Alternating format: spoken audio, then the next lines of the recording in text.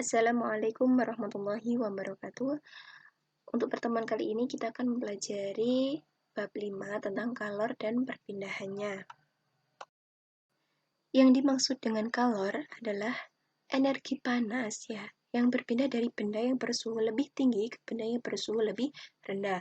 Nah, kalor itu adalah bentuk energi yang tidak dapat dilihat ataupun terlihat. Kemudian, alat yang digunakan untuk mengukur kalor disebut kalorimeter. Dan satuan kalor itu sama dengan satuan energi, yaitu joule, itu dalam satuan internasional. Nah, kemudian satuan energi yang lain adalah kalori, di mana satu kalori itu sama dengan 4,186 joule atau sama dengan 4,2 joule. Jadi nanti kalau ditanya 2 kalori berarti berapa joule? Berarti 2 dikali 4,2 joule gitu. Baik, selanjutnya mengenai kalor, ini sudah ada ya itu penjelasannya tentang kalor, dimana kalau suhu naik berarti zatnya itu menerima kalor, kemudian zatnya kalau suhunya kalau turun itu berarti zatnya melepaskan kalor. Kemudian kalor untuk menaikkan suhu benda tergantung pada jenis bendanya. Semakin besar kenaikan suhu benda, maka kalor yang diperlukan makin besar pula. Kemudian semakin besar massa benda, kalor yang diperlukan untuk menaikkan suhu makin besar pula. Nah, kemudian kapasitas kalor itu jumlah kalor yang diperlukan untuk menaikkan suhu zat sebanyak 1 derajat Celcius. Nah, dari pengertian-pengertian tersebut kita dapat menyimpulkan dalam suatu rumus ya, di mana untuk mencari kalor itu kalor sama dengan Q ya, kalau itu Q. Jadi Q sama dengan M dikali C dikali delta T. Nah, di mana M itu adalah massa ya, kemudian C-nya itu kalor jenis, dan delta T itu adalah kenaikan suhu atau perubahan suhunya. Nah, sebelumnya rumus C atau kapasitas kalor itu kan Q per delta T ya. Kemudian Q-nya itu dimasukkan rumusnya M kali C kali delta T, kemudian dibagi dengan delta T-nya, kemudian delta T-nya habis, sehingga untuk rumus kapasitas kalornya sama dengan M kali C, jadi massa dikali kalor jenis. Itu untuk mencari kapasitas kalor. Selanjutnya untuk contoh soalnya mengenai kalor ya. Ini ada contoh soal.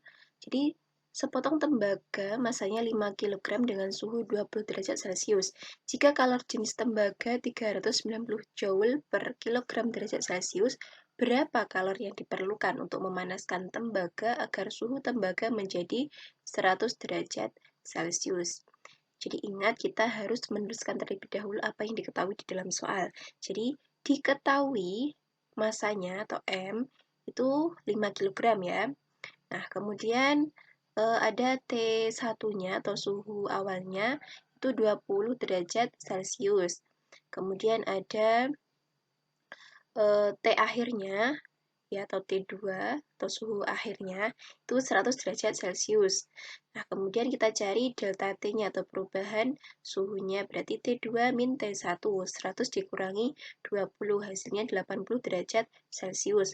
Nah, kemudian kalor jenis tembaga, berarti kalor jenis tadi C sama dengan 390 joule per kilogram derajat Celcius. Nah, jadi yang ditanya adalah Q atau kalornya, berarti jawab Q sama dengan M dikali C dikali delta T.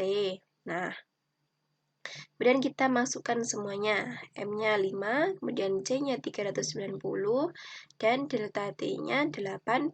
Jadi hasilnya 156.000 joule untuk kalornya. Selanjutnya ada kalor pada perubahan wujud benda. Perubahan wujud zat ini terjadi karena peristiwa pelepasan atau penyerapan kalor. Ya, pelepasan dan penyerapan kalor. Nah, saat perubahan wujud ini tidak terjadi perubahan suhu. Kemudian ada beberapa macam perubahan wujud benda. Di antaranya yang pertama itu misalnya dari padat ya ke cair, itu disebut mencair. Contohnya mentega yang mencair saat digunakan memasak. Kemudian dari padat ke gas, itu nama perubahan wujudnya menyublim. Contohnya pewangi ruangan padatan akan menguap ya menjadi gas yang berbau wangi. Kemudian dari cair ke padat itu membeku.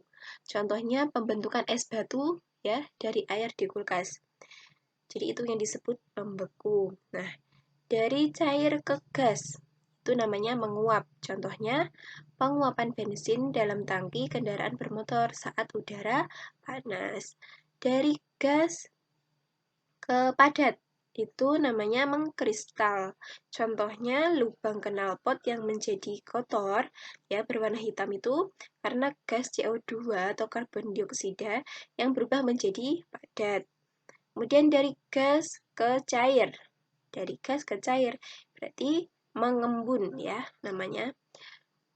Dari gas ke cair namanya mengembun. Contohnya kaca di dalam mobil yang menjadi basah apabila kondisi di luar dingin atau hujan nih.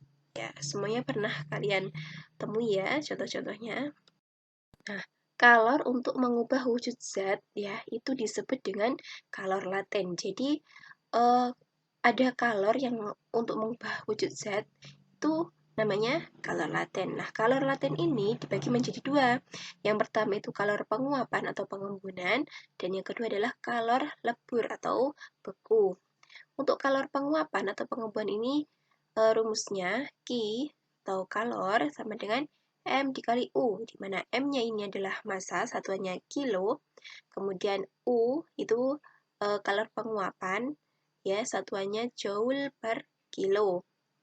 Kemudian kalor lebur atau bekunya, rumusnya Q sama dengan M dikali L, di mana M-nya tadi massa, satuannya kilo, kemudian L itu adalah kalor lebur atau bekunya, satuannya joule per kilogram.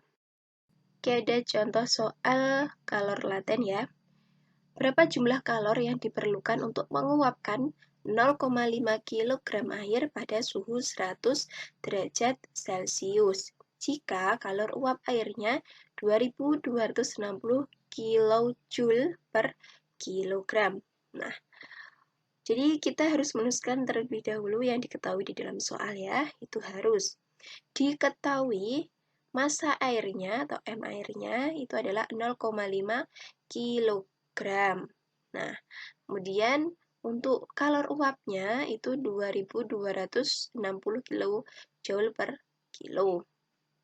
Kemudian ditanya kalornya, dijawab M dikali U. Ya, jadi massanya dikalikan dengan kalor uapnya. Jadi 0,5 dikali 2260 sama dengan 1130 kJ. Nah, jadi kalori yang diperlukan sebanyak 1130 kJ. Baiklah, terima kasih atas perhatiannya. Semoga bermanfaat. Tetap semangat ya. Pokoknya kalian pasti bisa. Jadi barang siapa yang bersungguh-sungguh berhasillah ia. Man jada wajada. Assalamualaikum warahmatullahi wabarakatuh.